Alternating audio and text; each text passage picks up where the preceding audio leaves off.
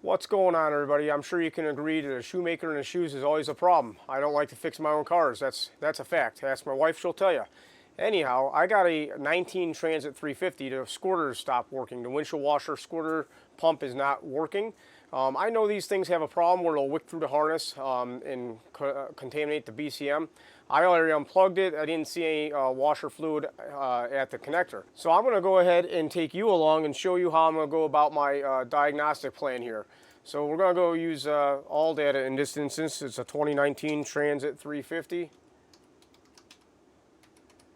And what I'm looking for is a quick wiring diagram just to give me some insight on how this system works. We can go electrical OE, should be fine. I'm just going to type in washer and see if it happens to come up. You never know, windshield wiper and washers. So let's see here. I do know, just so you guys know, that we do have clicking. When I hit the squirter button, I can hear some clicking in the body control module or smart junction box or whatnot. So there is a wiper motor relay that's inside here, so that's nice to know. Let's go ahead and take a look. I'm looking for the actual pump, because what I would like to do is get out there and basically test for voltage at the pump. There's a windshield motor, and I am looking for my squirter. And it's going to be the last one I check here, isn't it?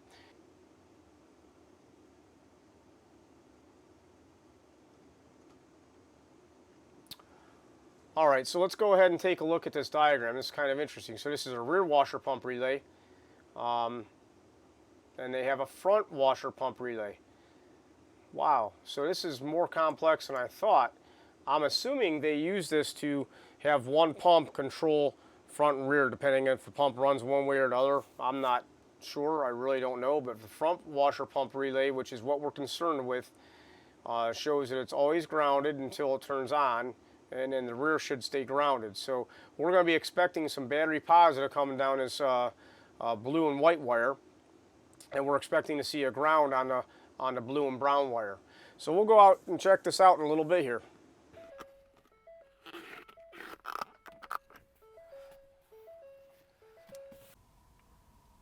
Okay, I want to show you all the clicking that you can hear. So if I pull on the squirter knob,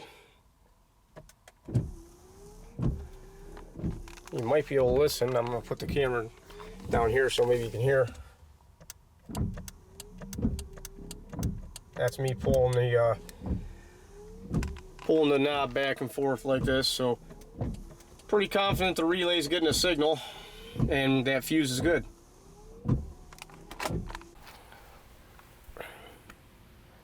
Now you can see down here is our pump, and I'm going to try and zoom in. There are two wires right there. Let me see if I can get that to focus. There's going to be our two wires we're interested in. So I'm just going to back probe one at a time with my multimeter, one lead on ground, and the other lead going to back probe into one of these pins at a time. And we should have very, very low voltage on one of these two pins and near battery voltage on the other one. So let's see what we get. I'm using this ground in the corner here. I got my clamp of my test lead on that.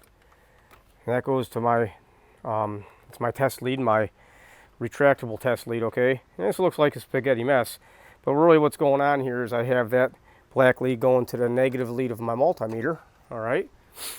And then I have my positive lead of my multimeter clipped onto this end with this T-pin.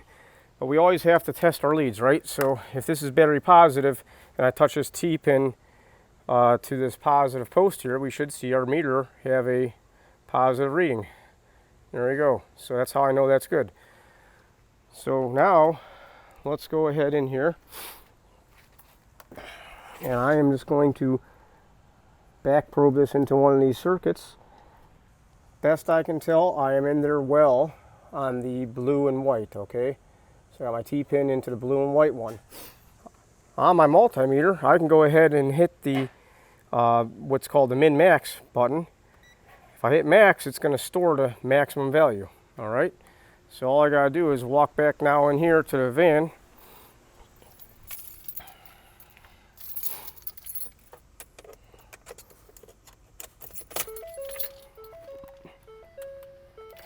Go ahead and turn this on. and go ahead and pull my squirters. And we can go back and look at our multimeter. I am expecting, oh, it went OL. You know what, guys? I forgot to range this. So we gotta range this to arrange it will be able to handle. Whenever on this particular multimeter, when I hit min-max, here, let me turn it off and on. When I hit the min-max button, it's ranging in millivolts. It will no longer out of range. So turn this on, our meter's on. I'm gonna hit the range button to get to the range that I want, which will be able to handle 12 volts, okay? And I'll hit the min-max now, so it says max in the corner. So now we'll go ahead and we're gonna hit this squirter. Like that. And I'm expecting near battery voltage. And 10.2, that's a little on the low side, but of course I do have the engine off. Let me go ahead and fire it up and see what we get. Let's see what we got now. Ah, there we go. There's 12.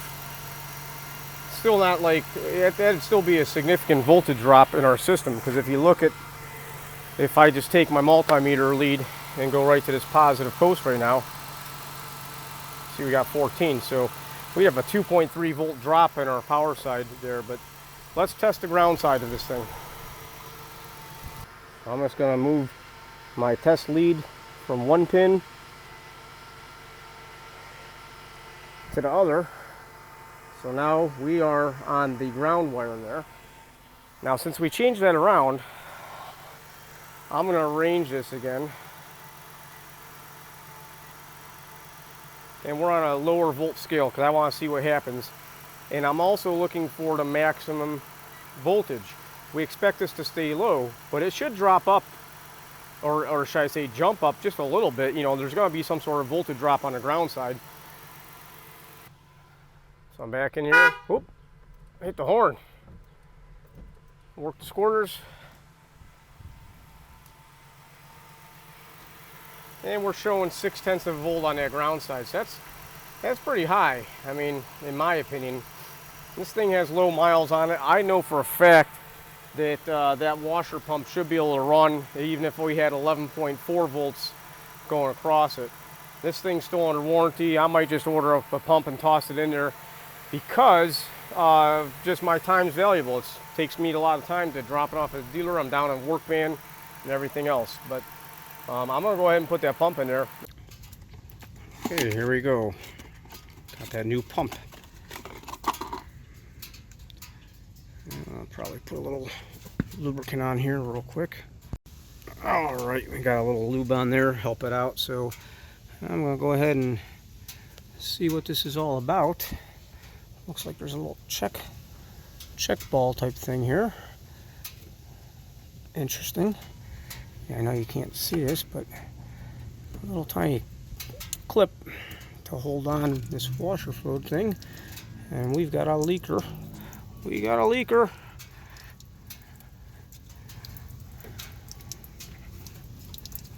I'll try and pull this thing out and we're going to lose all my washer fluid. Ah, there it goes. Let's go ahead and see if we can get this new one in. There we go. Alrighty. We'll put that on, push the little lock tab, slide that back up in the holder. I'll see if I can't unplug this. Got it unplugged. And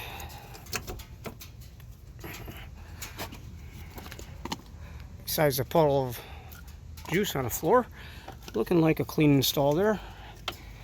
That's all the way in. Make sure it stops leaking. Let's go try it out. And we have squirters, so that's awesome. Hey guys, I gotta tell you, I'm kind of concerned about that voltage drop on the power side. It really, shouldn't be dropping 2 volts, I don't think.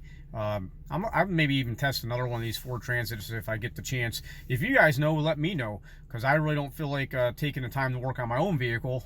It doesn't pay well. I hope you guys have a great day. If you like this content, be sure to like, subscribe, hit that notification bell. Peace out. Bye-bye.